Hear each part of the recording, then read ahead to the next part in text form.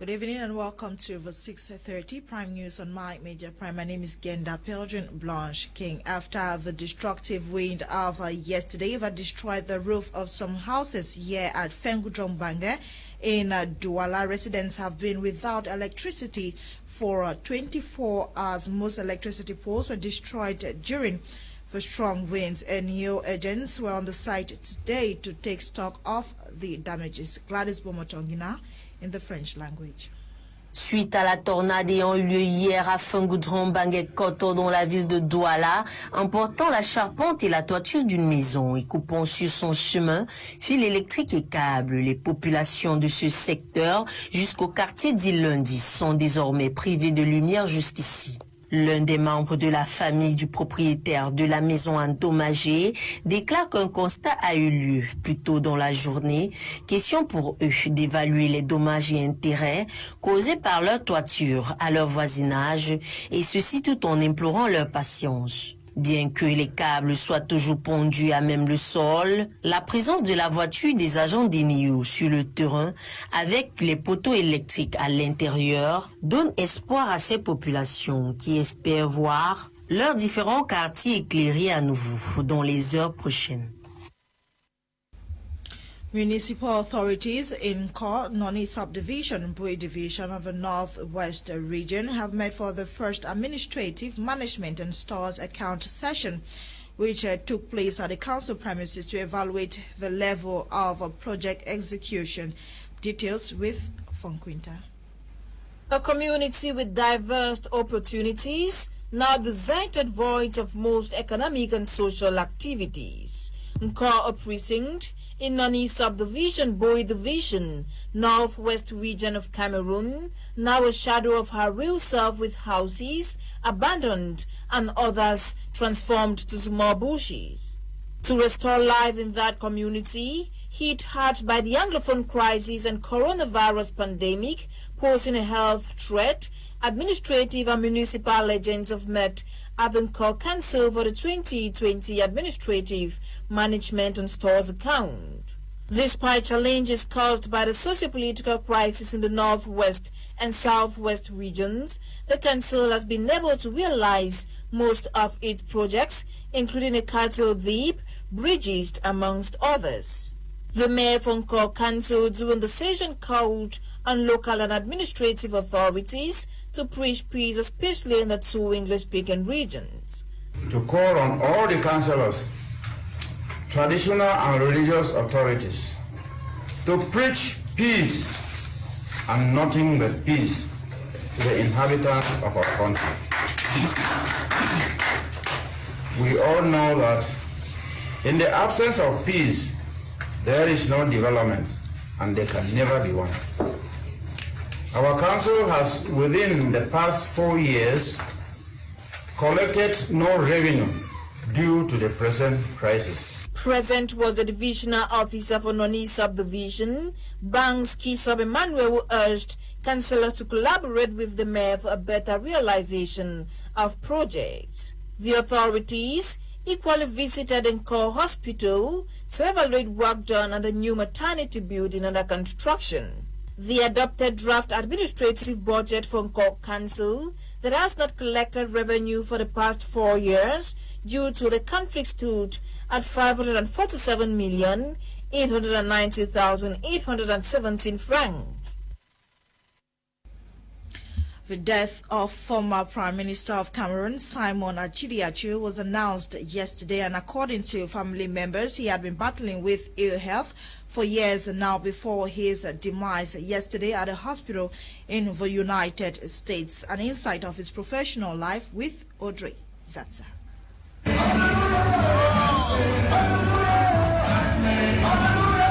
Born on November 5, 1934 in Bamenda Mezam Division, Simon Atchidiachu was first an accountant at the then Widikum Council, then trainee at the Cameroon Development Corporation.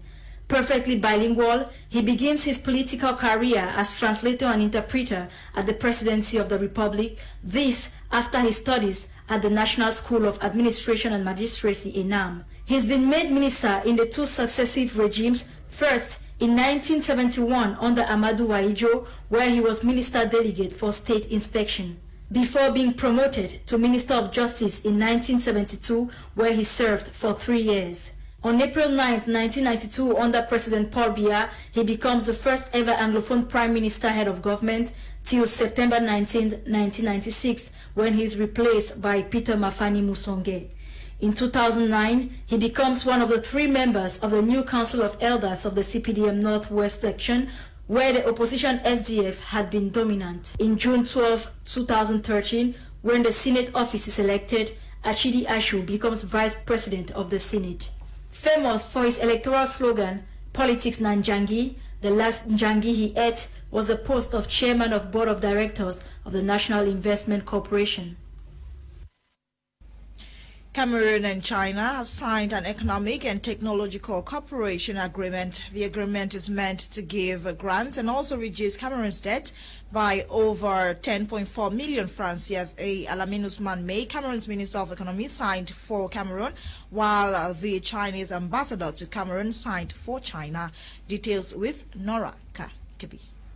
The governments of Cameroon and China both signed an economic and technological cooperation agreement yesterday, May 4, in Yaoundé in the form of an assistance with no underlying conditions. Alamin Ousmane May, Cameroon's Minister of Economy, signed the agreement on behalf of the nation, while the Chinese ambassador to Cameroon, Wang Jihong, signed for his country. The 2 men were accompanied by close aides in signing the agreement.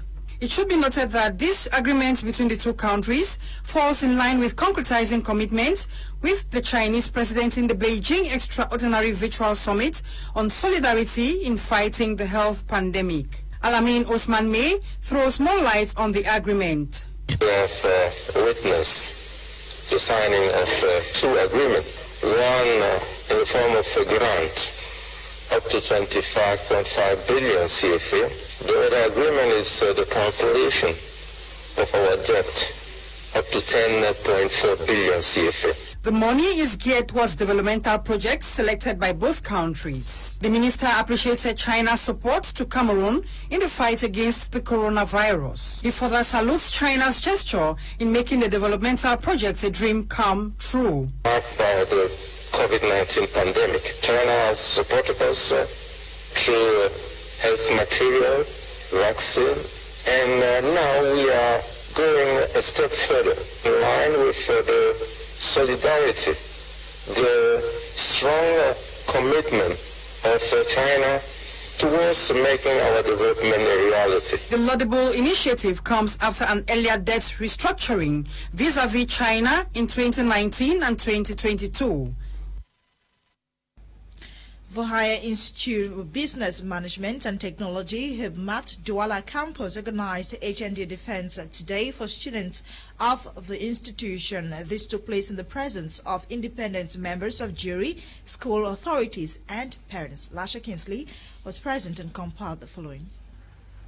The Higher Institutes of Business Management and Technology, HIBMAT, Douala Campus, today witnessed the HND defense of students of the institution from different fields of studies. According to members of the jury, the students were prepared for the exercise. Most of our students were prepared for this exercise. I want to attest that I'm really impressed with the reactions of our students. We realize that the students are prepared, because this academic year started in October, and the report is just the last stage for their preparation. So for now, we encourage the students to dot their I's and cut their T's. After today's exercise and the performances of the students, the members of the jury are convinced HIBMAT will produce 100% in the upcoming HND exams in June. The format they presented, the way they were very eloquent, the questions they handled really proved to me that in their June session examination, they are going to do all their best. And I propose, or I suppose that from whatever they've done, HIBMAT may give 100% in all the specialties. To the students, most of them can now breathe fresh air. All the stress and the load that I'm having just went out like that. I was so tense with this report issue and all the defense. my tension was just increasing all the time. But with the presentation I did, the jury was very happy, and I'm also happy. I feel very relieved, very happy, and very successful. I'm actually so excited. Like there's this fresh air passing in me right now. Emeritus Professor Kashim Ibrahim Tala is the rector of Hikmat Buya and Douala. I have sat through some of the defenses, and I'm happy to note that the students have worked very hard. The questions that the jury have put to them are very pertinent and insightful. And I'm very happy also to note that the students have answered very well. And the results that have been declared now for almost half the number of the students have been extremely favorable. Although Hikmat is an Anglo-Saxon institution, Cameroon is a bilingual country. So the students must, it's a matter of necessity, they must learn French, and they must be ready to use French, because 3/4, this is a business school, 3/4 of the businesses here are owned by French-speaking Cameroonians. After the defense, students of Hikmat are now bracing up for the upcoming HND exams in June. Some bandits have successfully carried out a robbery operation in the office of the Evangelical College of Konsamba. Materials were stolen, but no loss of life. Investigations have been opened to apprehend the robbers and get to the root of the operation and escape. Details with Etape Content in the French language. Pas de perte en vies humaines ni matérielles, mais les dégâts physiques sont visibles. C'est le bilan d'une opération de braquage orchestrée par les hommes de sang-froid nilois dans la nuit de lundi à mardi passé au collège évangélique de Konsamba, département du Mungo. Très organisés, ces derniers ont neutralisé le vigile d'abord avant d'accomplir leur sale besogne en passant par les plafonds. Les dégâts sont nombreux. Ils ont défoncé les ouvertures, faire détruire les plafonds, les fenêtres, mais pour le moment, nous ne déplorons pas les cas de perte de matériel. Selon certaines sources d'information, à l'arrivée des vandales sur les lieux, le gardien ne dormait pas. Après avoir humé leur présence, il a directement fait appel au pasteur pour lui faire état de ce qu'il a été attaqué par les bandits. On a gardien monté au plafond. Le gardien a commencé à dire Pasto. Le pasteur voulait sortir. Il m'a dit qu'il ne veut pas sortir. Parce que quand j'ai vu dans le boudin comme ça, je me suis dit que si c'est au son pour le tuer. Entre-temps, le père allait seulement les gens. Jusqu'au moment où on a cassé les vitres, on a compris le but des vitres, comment les vitres étaient en train de faire dire que ça commence. Et puis en ce temps maintenant, le père a regardé, il a jeté un coup d'œil dehors, il avait vu une moto. Et dès qu'il a vu un peu de police derrière, le père a dit que je peux sortir parce que c'est comme si la police. Malheureusement, ces malfrats ont pris la poudre d'escampette en quittant les lieux d'opération un peu plus tôt avant l'arrivée des éléments de police. Toutefois, une enquête serait ouverte pour déterminer d'où ils se sont enfuis pour mettre fin à ce phénomène de grand banditisme qui sévit dans la ville de Konsamba. We stay with Etape Content for updates in the sports world. Parlons d'abord du football africain, éliminatoire de la Coupe du Monde Qatar 2022. Les stades homologués de tous les pays sont connus. La CAF a publié une liste hier mardi 5 mai 2021 dans laquelle elle annonce que 5 stades de football qui répondent aux normes internationales ont été choisis au Cameroun pour abriter les différentes rencontres prévues pour cette étape de la compétition. Il s'agit en l'occurrence du bijou de Japoma, de la cuvette de Fondina d'Amadou Ayidjou, du plateau de la réunification de Bepanda, du stade Rumde Adja de Garoua et celui d'Omnisport de Dimbi. En dehors du pays de Roger Mila, d'autres pays africains ne sont pas en reste. L'on a également l'Afrique du Sud avec ses 13 stades, l'Égypte 7, le Nigeria 6, comme le Maroc. Pour s'intéresser maintenant à la Champions League européenne, Manchester City a battu Paris Saint-Germain hier mardi 2-0 en match retour sur la pelouse d'Atid en Angleterre, comme en aller avec 2-1 au Parc des Princes en France. Les Scabloux ont bien exploité leur première occasion en ouvrant le score à la 11e minute avec un but rapide de Riyad Mahrez à la conclusion d'un contre-éclair initié par un magnifique dégagement du gardien Ederson. Au retour des vestiaires, comme à l'aller, les hommes de Mauricio Pochettino ont terminé à 10 après le carton rouge d'Angel Di Maria à la 69e minute pour une semelle volontaire sur Fernandinho. Manchester City a tué la rencontre d'un contre-assassin initié par Phil Foden, dont le centre a trouvé Mahrez qui double la mise à la 77e minute. Ainsi, Manchester City s'est qualifié pour la finale.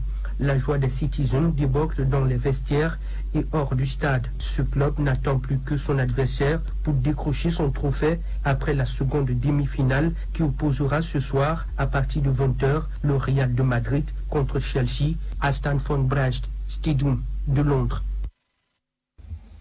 We've come to the end of today's edition of Prime News. See you tomorrow, God willing, at 6:30 for another edition of Prime News on My Media Prime. My name is Genda Pelgrim Blanche King. At 7 p.m. Prime Hour will be live. Enjoy today's edition. Happy viewing and good night.